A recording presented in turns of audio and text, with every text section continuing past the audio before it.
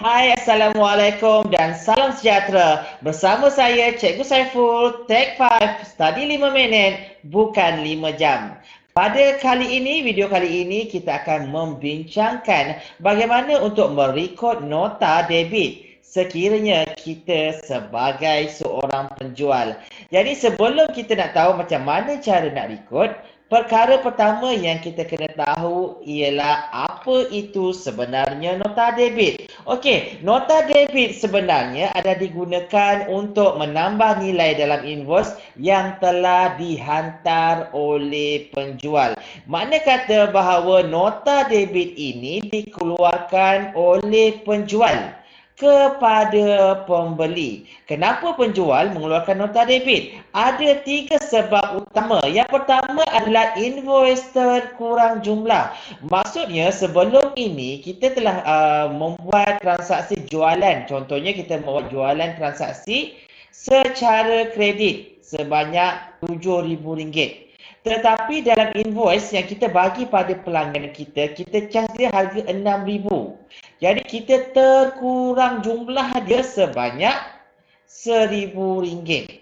Jadi oleh sebab invoice yang kita jual pada awalnya terkurang catat, terkurang nilai sebanyak RM1,000, maka kita sebagai penjual perlu mengeluarkan nota debit dan hantar kepada pembeli untuk memaklumkan kepada dia bahawa invoice telah terkurang jumlah RM1,000. Okey. Kenapa kita kena maklumkan RM1,000 terkurang catat? Supaya tujuan dia adalah nak bagi tahu pembeli bahawa hutang dia telah ditambah. Jadi hutang dalam invoice asal tadi adalah RM6,000 ditambah dengan RM1,000 yang terkurang jumlah tadi menjadikan hutang dia bertambah. Daripada jumlah RM6,000 telah bertambah kepada RM7,000.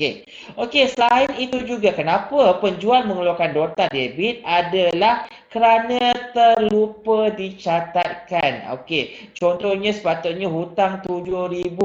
Okey, dia beli barang 10 kuantiti tetapi kita catatkan hanya 7 saja. 3 lagi kita terlupa nak rekod dalam invoice. Jadi ada 3 barang yang kita tak catat, yang kita terlupa catat dalam invoice. Jadi menyebabkan hutang dia dalam invoice itu tidak seperti yang sepatutnya. Jadi let's say hutang dia sepatutnya RM7,000. Okey, hutang dia sepatutnya RM7,000. Mungkin dalam invoice kita dalam rekod dia sebanyak RM4,000. Jadi terlupa catat sebanyak RM4,000. Jadi kita keluarkan nota debit nak bagi tahu pembeli bahawa berlaku kesilapan dalam catatan ataupun terlupa catat. Kita nak tambah hutang dia daripada RM3,000 menjadi RM7,000. Okey, seterusnya kenapa kita kena keluarkan nota debit adalah kita nak kenakan cas pengangkutan. Let's say pelanggan kita berada di Johor, kedai kita berada di Melaka. Jadi kita nak hantar barang daripada Melaka ke Johor menggunakan kurier. Okey, menggunakan lori. Jadi bila menggunakan lori kena cas minyak, kena cas driver, kena cas tol dan sebagainya. Jadi kita nak kenakan cas kepada pengangkutan. Jadi pada invoice kita, kita tak letak cas pengangkutan.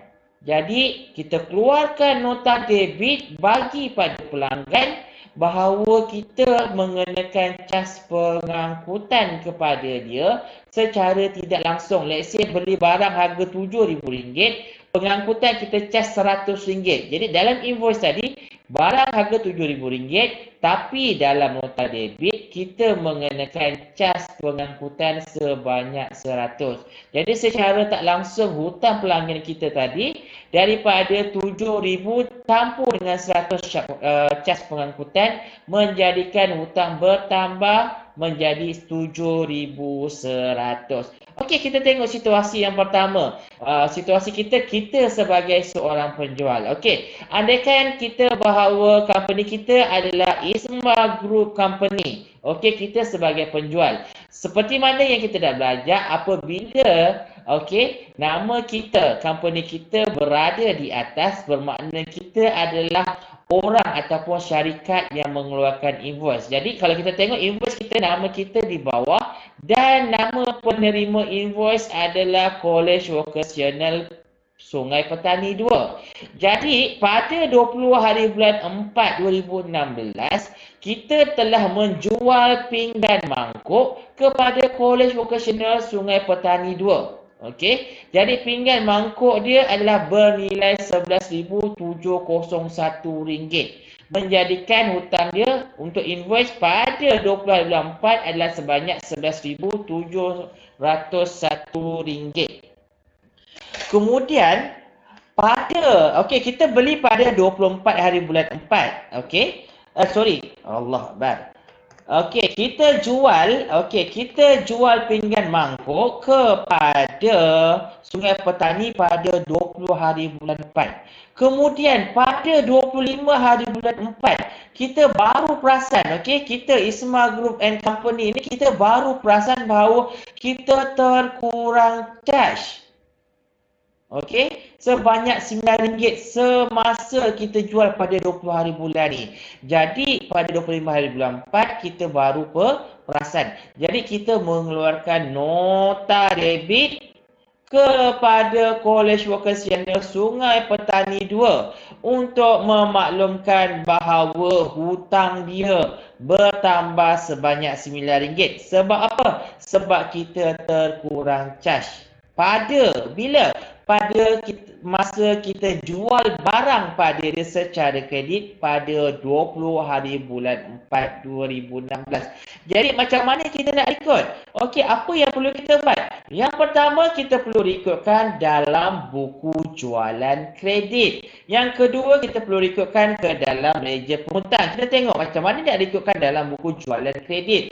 Okey, kita tengok ini adalah buku jualan kredit kita. Ada banyak contoh yang saya dah letak daripada 2 hari bulan hingga 25 hari bulan. Pelbagai transaksi jualan telah dilakukan. Ada kita dah jual pada Restoran Fatihah, Piao Siang Restoran, Kamalia Catering. Jadi kita fokus pada 20 hari bulan 4. Okey, invoice tadi kita keluarkan kepada College Vocational Sungai Petani 2. Okey, 20 hari bulan 4 sebanyak RM11,701. Kemudian pada 25 hari bulan 4 kita dapati bahawa kita terkurang catat. Jadi pada bahagian perkara, kita tulis nama College Vocational Sungai Petani 2. Kenapa kita kena tulis nama College Sungai Petani 2? Sebab transaksi dalam buku jualan ini adalah jualan secara kredit. Bila jualan secara kredit, kita kena letak nama-nama penghutang, nama-nama orang yang berhutang dengan kita